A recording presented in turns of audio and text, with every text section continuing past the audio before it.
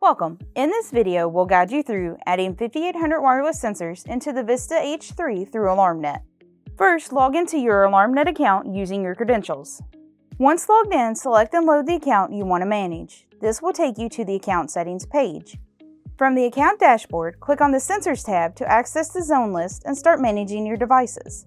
Once the zone list is loaded, click on Add Sensor to begin adding new wireless devices to the system. Instead of clicking Learn, select the sensor type as 5800 or Takeover from the drop-down menu. Now enter the serial number for the sensor you're adding. This will uniquely identify the device within your system. After entering the serial number, you can modify the zone settings, adjust the zone number, and specify how the zone should respond based on your customer's needs. Once you're satisfied with the settings, click Save to add a sensor to your zone list. To add more sensors, simply repeat the process by clicking Add Sensor again and following the same steps. Depending on how your AlarmNet account is configured, the programming will automatically sync with your panel once all changes are complete. And that's it! You successfully enrolled new 5800 wireless sensor or other manufacturer into the VISTA H3.